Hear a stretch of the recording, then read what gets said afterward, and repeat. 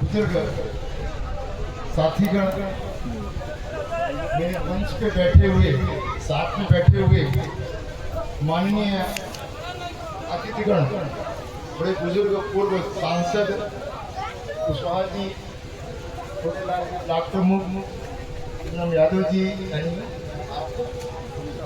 पूनिता Singh and Rajkumar Pandey ji, बाकी और भी सम्मानीय जन बैठे हुए हैं।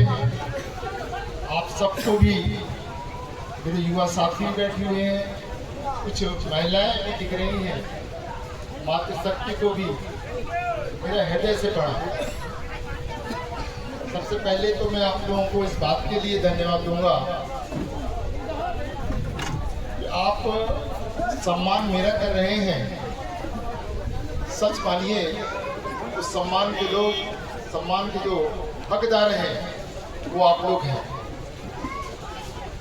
जितना पवित्र काम आप लोगों ने किया है और आगे कर भी रहे हैं।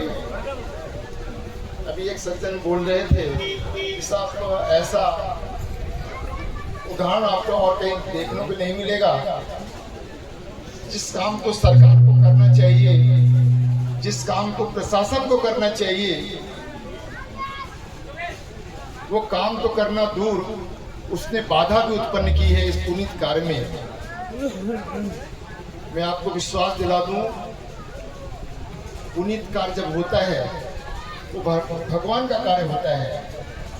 वो भगवान के कार्य में कोई भी अड़चन डालने वाला व्यक्ति हो, वो न्यायाधीश हो, जिलाधीश हो, प्रशासन हो, नेता हो, विधायक हो, मंत्री हो, वो पाप का भागी होता है। तो इस प्रकार के कार्यों में किसी को भी विघ्न डालने का अधिकार नहीं है। काम जनहिताय हो, वो सबसे बड़ा कानून होता है। वो न्याय का हकदार होता है। इस न्याय से आपसे कोई छीन नहीं सकता है। थोड़ा सा मैं आपके अंदर और बल देना चाहूं, अपने आप को आप कमजोर मत समझिए, क्योंकि आप अच्छा काम कर रहे हैं। आप कमजोर तब समझिए जब आप गलत काम करते हो। पुलिस का डर तभी रहता है जब आप गलत काम करें। पुलिस का डर कभी नहीं रहता है जब आप अच्छा काम करते हो। आपने मुझको यहाँ बुलाया है तो आप लोगों का आह्लादित चेहरा देख करके, उत्साह देख करके केवल इतना ही कहना चाहूंगा, थोड़ा सा दो शब्द इसके पहले, कि जब इसके पहले भी आपने मेरे को बुलाया था और मैंने आपको आश्वासन दिया था मैं दोबारा भी आऊँगा, और जब आपका पुल का उद्घाटन हो जाएगा मैं उसका शुभारंभ करूँगा। तो वो चीज़ मैंने निभाया है। और उस समय भी मैंने आपसे कहा था, ये जो पुनीत कार्य है, इसमें ये राम जी का सेतु है। राम जी सेतु का मतलब कि माँ सीता को प्राप्त करने के लिए समुद्र में पुल बांधा जा रहा था। उस समय भी बहुत अड़चने आई थी, लेकिन ऐसा कहा जब कार्य भगवान का हो तो अड़चने अपने आप समाप्त हो जाती हैं। और वो कार्य में चाहे बड़ा सा बड़ा योगदान हो, छोटा से छोटा योगदान हो, आर्थिक रूप से भी हो, शारीरिक रूप से भी हो, या मन से भी हो, अगर कोई कर नहीं पा रहा है तो वो सहयोग हर रूप में महत्वपूर्ण होता है। सहयोग तो उतना भी महत्वपूर्ण होता है कि जब गिलहरी को एक बात को पता चला कि कोई अच्छा कार्य हो रहा है, यहाँ पर माँ सीता को लाने के लिए पुल का निर्माण हो रहा है और बड़े बड़े इसमें लोग अपना योगदान कर रहे हैं, तो मुझको भी अपना योगदान करना चाहिए। आपको कथा पता है, वो गिलहरी समुद्र में जाकर के डुबकी लगाती थी, लौट कर आती थी, बालू में लेटती थी, बालू में लेटने के बाद फिर वो समुद्र में जाती थी, बराबर वो क्रिया कर रही थी।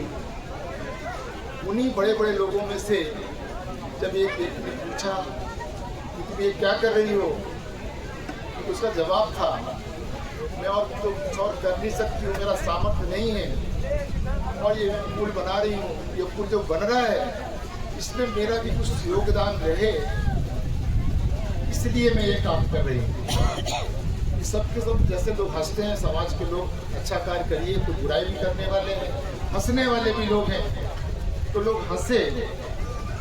तुम्हारे इस छोटे से शरीर से बालू निकलने से ये पुल का निर्माण कैसे होगा? तो उसका जवाब कितना अच्छा था,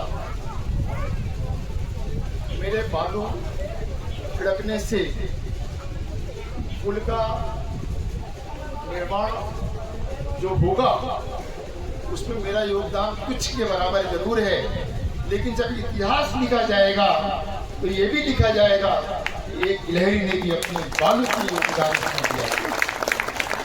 तो ऐसा ही योगदान मुझे पता है, यहाँ पर कुछ लोगों ने लाखों का योगदान दिया है, कुछ लोगों ने जितना सामर्थ्य था उतना योगदान दिया है, और नहीं था तो शारीरिक योगदान दिया है।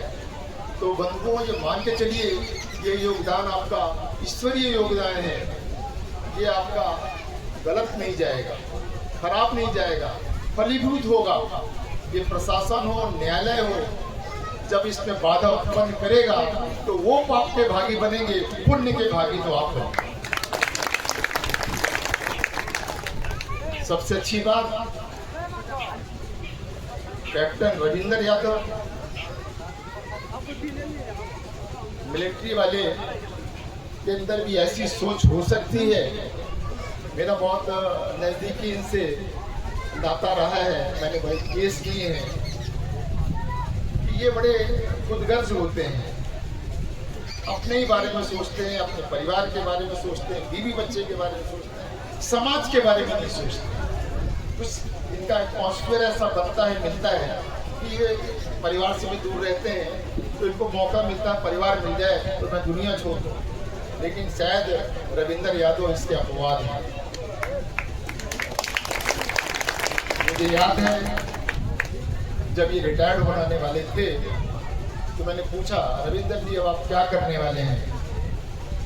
तो उन्होंने बड़े दर्द भरे स्वर में कहा कि सर, मैं जहाँ पर रहता हूँ, जहाँ मेरा गांव है, वहाँ एक नदी पड़ती है और गांव वालों को बहुत तकलीफ होता है, बच्चों को स्कूल जाने में तकलीफ होता है, दूसरे गांव में जाने में तकलीफ होता है, महिलाओं को साड़ी ऊपर करके जाना पड़ता है, बड़ी बड़ी अभद्रता होती है। ये सब मेरे से देखा नहीं जाता है और मैं चाहता हूँ इस पुल को मैं गांव के सहयोग से मैं निर्मित करूँ। ये बड़ा पुनीत कारण देख करके मन बड़ा प्रसन्न हुआ था। फिर मुझे लगा कि शायद ये रविंदर ऐसा ही कह रहे हैं, वो होने वाला भी नहीं।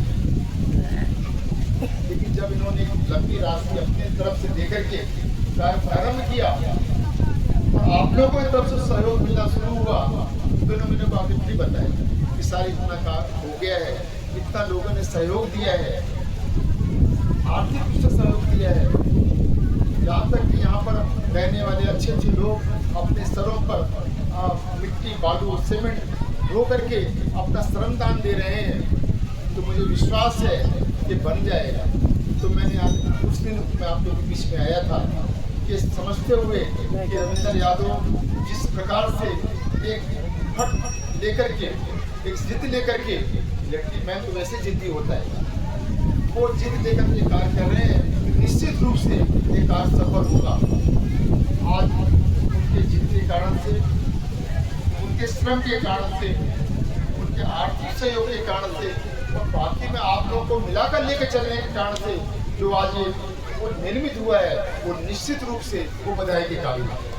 इसके लिए उनको हृदय से आभार व्यक्त करता हूँ। और आप सब यहाँ बैठे हुए लोग को भी मैं हृदय से बधाई देता हूँ। आप मेरा स्वागत करना चाह रहे थे फूल माले से, तो मैंने बहाने से उनको रोक दिया कि भाई निश्चित रूप से बधाई का पात्र मैं नहीं हूँ। आपका मुझको बुलाकर जो आप लोगों ने सम्मान दिया है वही मेरे लिए बहुत बड़ा है। बाकी आप यहाँ बैठा हुआ बच्चे से लेके बूढ़ा तक जो यहाँ इस कार्यक्रम में आया हुआ है, जो किसी कारण से नहीं भी आए हुए हैं, सब के सब बधाई के पात्र हैं। तो उनको अपने हृदय से आभार प्रकट करता हूँ और आपको इस बात का एश्योर करके जाता हूँ, ये फूल आपने जो बनाया है सबको छूने वाला है। ये फूल आपका जैसा है वैसा रहेगा, और भी जरूरत पड़ी और अच्छा बनेगा। पॉलिटिक्स नहीं चलने दी जाएगी, प्रशासन गलत काम करेगा नहीं करने दिया जाएगा, छोटा न्यायिक अधिकारी कोई गलत काम करेगा नहीं करने दिया जाएगा। जनहित का कार्य सर्वरी कार्य है। क्या नुकसान कर रहा है कोई आकर बताए तो सही। यहाँ पर तुम बना नहीं सकते हो, तुम सहयोग नहीं कर सकते हो, जो करने वाले लोग हैं उनको मना करने वाले लोग कौन है। ये चीजें आपके अंदर भी आनी चाहिए, मर मिटने के जज्बा भी आपके अंदर होना चाहिए। हम कोई चोरी नहीं कर रहे हैं, हम किसी की जमीन नहीं हड़प कर रहे हैं। हमारी जरूरत है जो आपको करनी चाहिए, यहाँ के जनप्रतिनिधियों को करनी चाहिए, यहाँ के शासन प्रशासन को करना चाहिए, वो नहीं कर रहे हैं, हम कर रहे हैं। तो आप उसको रोकने वाले कौन। ये चीज आपके अंदर बराबर बनी रहनी चाहिए और ये आपकी बनी रहेगी। इतना मैं कह करके अपनी बातों को विराम देता हूँ और फिर एक बार हृदय से आपको आभार प्रकट करते हुए यही कहना चाहता हूँ कि आप बराबर इस रास्ते से बढ़ते रहे, पुनीत काम करते रहे। ईश्वर आपके साथ है, अच्छे काम करने वालों के साथ ईश्वर साथ में होता है। और जो ये सब आपका विरोध करने वाले लोग हैं, ये इनके साथ ईश्वर नहीं होता है, इनके साथ राक्षस होता है और राक्षस इनका दमन करता है। इसको मानने के लिए इसी शब्दों के साथ मैं अपनी बातें को विराम देता हूँ। धन्यवाद।